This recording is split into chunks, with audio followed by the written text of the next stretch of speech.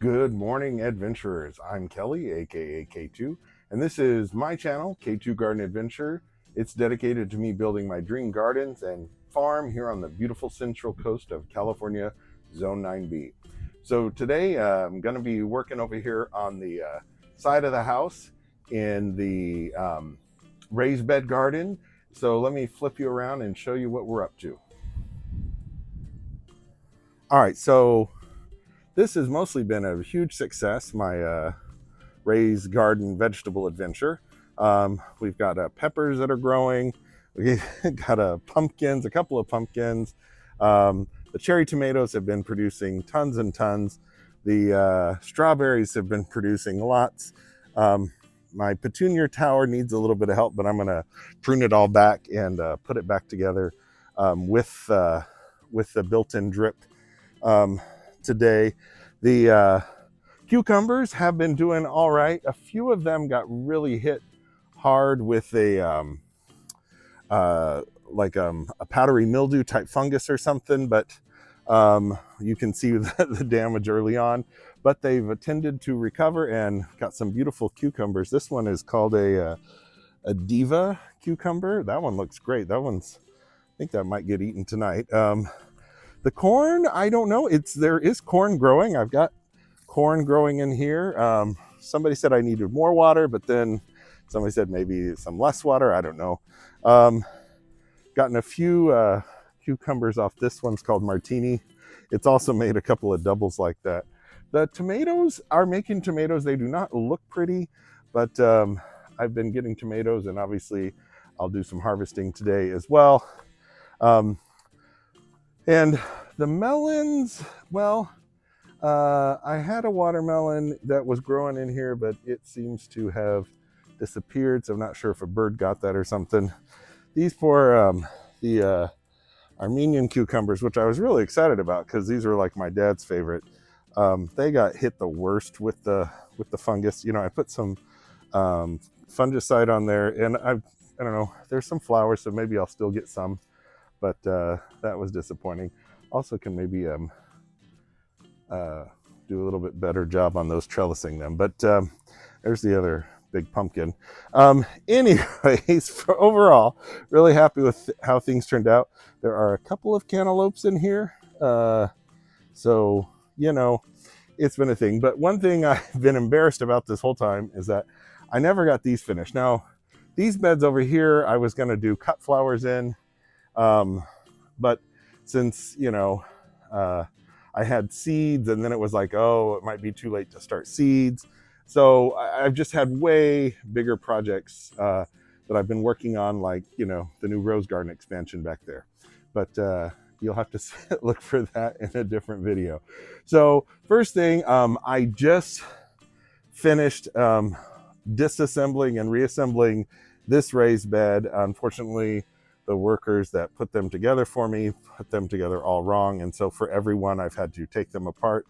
But the problem has been, you know, about a third of the screws were stripped, and so that is a very slow and tedious process, trying to use a Dremel to cut a new notch and then use a straight edge screw. Anyways, it's a nightmare. But this one, is put back together now, so I can put the boards in and staple in the liner and put the soil in. And then this one here still needs some work. So I'm going to work on that and then get these both done. And then there was a bunch of flowers that were on sale at Miners here locally last week. So I'm going to go ahead and try to get all those planted in here. And so we're going to do a little like cheat code. Instead of growing cut flowers from seed this year, we're going to grow them from 6-packs and stuff from the store.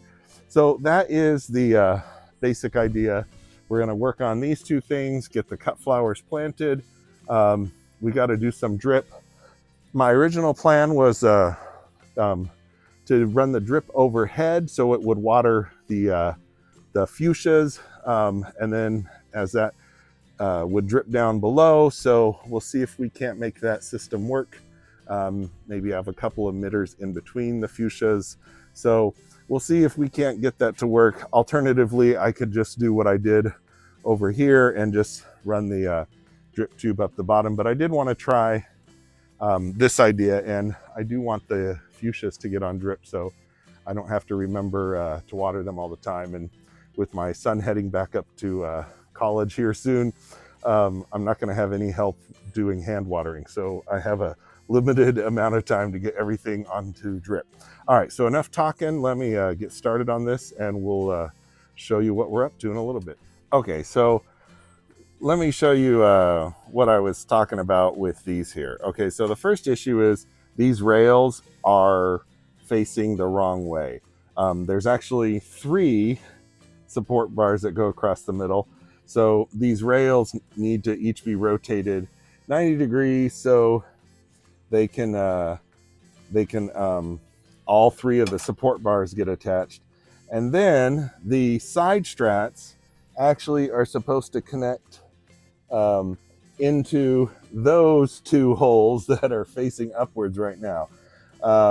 So like I said, I've got to pull off all the side strat, pull off all the rails, and then reattach everything back. So again, it's a big pain in the butt, but if the screws aren't stripped, it goes pretty quick. If the screws are stripped, then each one of those adds like 10 minutes or something. So anyways, wish me luck. Hopefully there's this will go quick. All right, well, that was painful, but it is at least most of it is done. So this is what it looks like with these raised beds from Gardener Supply before you put the soil liner or weed liner in that keeps the dirt in. Something I do, I cut a corner or cut a hole in the corner down there, which allows me to feed the 1/2-inch drip tube up through it, and then that just comes up the corner, and then when it's all done it looks something like this if you're using drip tape. Although yeah, I think the drip tape is kind of garbage. And so for the last couple of beds I did here, I just reverted to using the old 1/4 inch with the built-in drip lines, and then using little control valves so I can control those individually. So anyways, I will get started on the plumbing, and then I can put the liner in and then fill it up with dirt and plant some flowers. So we'll see you in a little bit.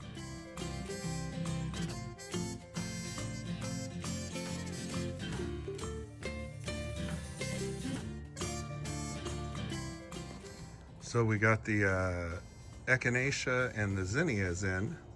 A couple of the Zinnias obviously did not get watered, so hoping they recover. I think they'll be okay. And I need to get a stick to help support a couple of them. These are 2 different ones. We've got the Zinnia cut flower mix and the Zinnia Zinderella mix, but both of those will make beautiful cut flowers. They almost look like these ones almost look like pom-pom dahlias, and then these really beautiful echinacea or cone flowers put down here on the end. So now just need to get the cosmos planted, and we'll be done for the evening.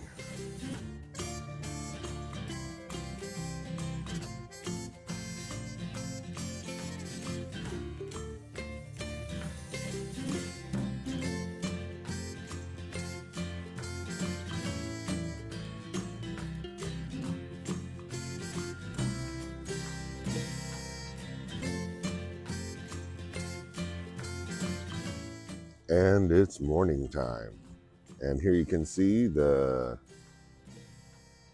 raised bed garden is finally finished. Did not get to the petunia tower, but that'll have to be in a different video.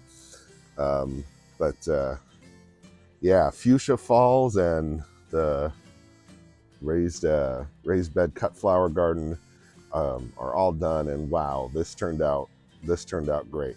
So going along here, you've got the cosmos, and they start from the darkest color and work their way from this deep red burgundy into a lighter, into a medium pink into a light pink, all the way into white. Then you have this beautiful, the fuchsia continues. Again, different fuchsias up here. Any extra water from those will make it down into here.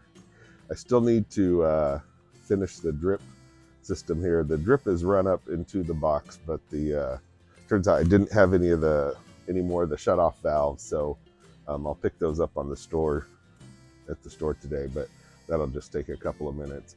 I absolutely love this, called this soft orange echinacea, and this let's see, let me pull this out here so you can show it.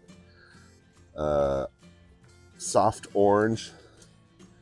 Again, not always a huge fan of orange flowers, but sometimes the colors are just amazing. And this is a yellow, it's called yellow ombre. Oh, I should, in case I didn't mention, we've got the white cosmos, and then the other, what do you call it? Oh, I've got a tag on what these other ones are called. It's called like some kind of party mix or something. Let's see if I've got the tag on that. It's a Sonata mixture. So we got the Sonata mixture of the cosmos, and then some pure white, although white was contained in that Sonata mix as well. And then for the zinnias, we have two different versions. We have, two different mixes. We have the Cinderella and the cut flower mix. Those came in pink containers. Really like these lavender ones here on the end. And again, tried to do this sort of color coordinated. They come in mixes, so it's the best. This one was called the Cinderella mix, and the cut flower mix. Anyways, here you can see a different view of the whole thing. So again, cut flowers and fuchsias on this side, then all of the vegetables and the strawberries over there. I think I'm gonna cut back on the petunia tower. We'll see. That might get converted into another strawberry tower, because I'm getting a decent amount of strawberries, but I wouldn't mind having more of those. So we'll see. Might do that at some point. Oh, you can see some of the getting some big cucumbers nowadays. So anyways, all right, well, hopefully you enjoyed this video. Please hit that like and subscribe button if you haven't. Please share with your friends and families who may enjoy gardening. Please leave a comment. Let me know what your favorite zinnia or echinacea or cosmos color is. Let me know if I'm doing something wrong, or if you have a suggestion.